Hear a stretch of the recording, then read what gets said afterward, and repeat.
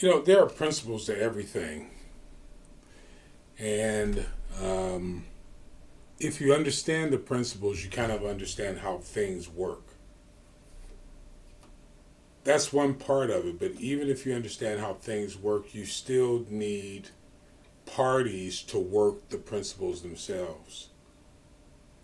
What I love about God, or one of the things I love about God and the God nature, is once you have a team of people who understand the principles and the roles that they play, then you can accomplish anything that you want to accomplish. People in the world who operate according to the world system understand this very well. Very well. The goal is to get new people, new wineskins, to understand these principles so that they also can be delivered just as this group in the world already understands how things work. If you can get a group of people working together to work the miracle principles, because it can't be worked alone. Part of the trick is to get people, part of the trick of the world is to get people thinking that they can accomplish anything by themselves, because you will have them chasing their own tail.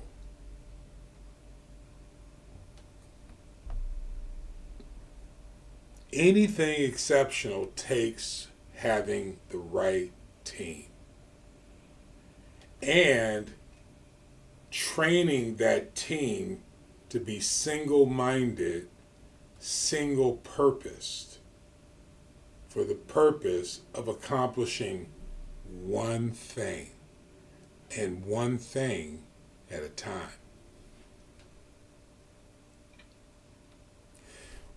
We get it twisted when we look at the miracle of feeding the 4,000 or 5,000, focus on the little boy with the fish, and and you forget it was all about feeding the 5,000.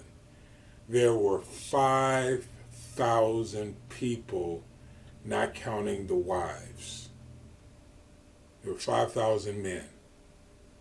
Do you think some of them had something else? They're just using the boy as an example. That's the miracle principle.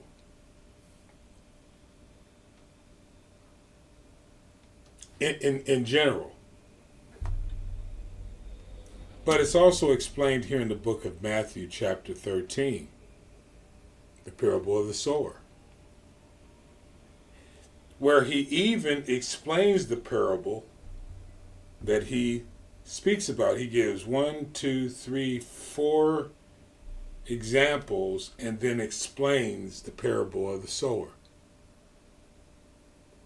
Verse 18, hear ye therefore the parable of the sower. When anyone hear the word of the kingdom and understands not, then come the wicked one and catch away that was sown in his heart.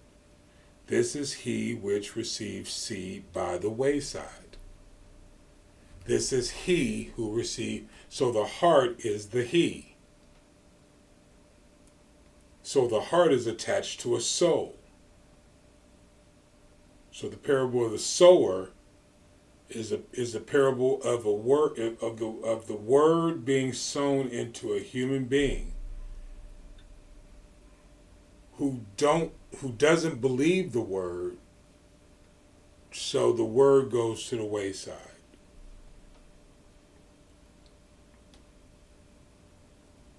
But he that receives a seed in a stony place, the same as he that hears the word with joy, and they receive it, but it's not rooted.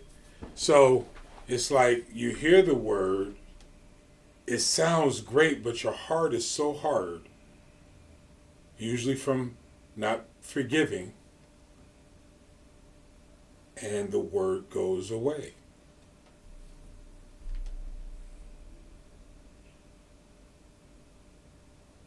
Also, he receives it says, yet hath he not root in himself for a while, for when tribulation or persecution arise because of the word, because tribulation does come because of the word that was sown into you by the sower, who is the mentor, which is another soul,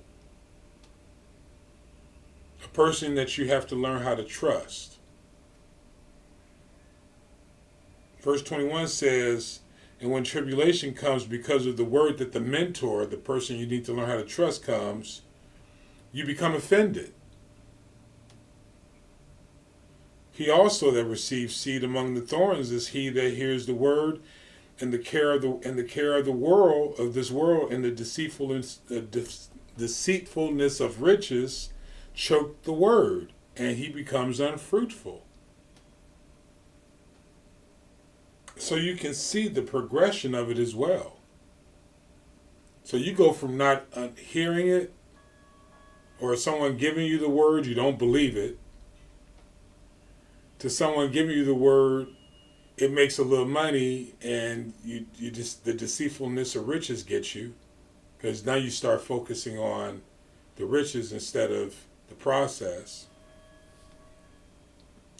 But he that received the word in the good ground is he that hears the word and understands, which also bears fruit and bring forth some 100-fold, some 60, some 30-fold.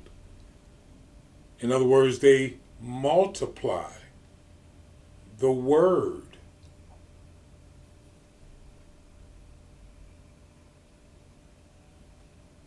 And I can get into the theory, strike that, I can get into the thinking of what the multiplication is, which I believe are more souls. But we'll leave that alone. But he explains it right over here in verse 34. All these things spake Jesus unto the multitude in parables. But then in verse 36, he sent the multitude away and explained it to his disciples. He explained it. He says, he that sows the good seed is the Son of Man. So let's just say I'm the Son of Man, and I'm sowing words into you. The field is the world, right? The good seed are the children. The good seed is not the words. The good seed is the soul that the Son of Man is speaking into.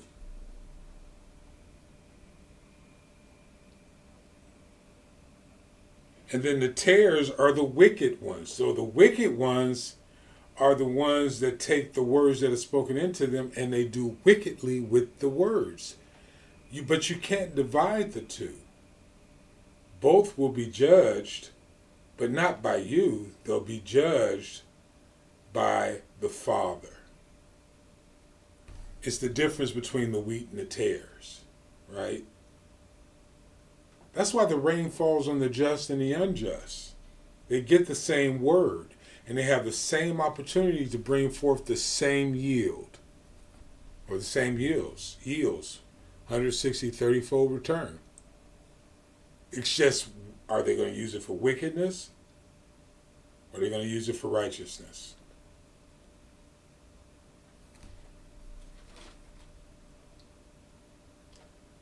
My prayer is that we begin to understand who we all are in relationship to each other. And that we all take on the modality of operating according to the talents that God has given us and bring forth a return, because we're going to be held accountable for it.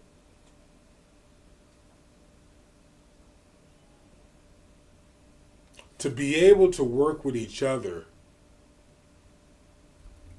to bring forth this harvest, which I believe is ushering in the kingdom of heaven, means that there needs to be more of a collaboration with each other on all levels. And we need to simplify the message,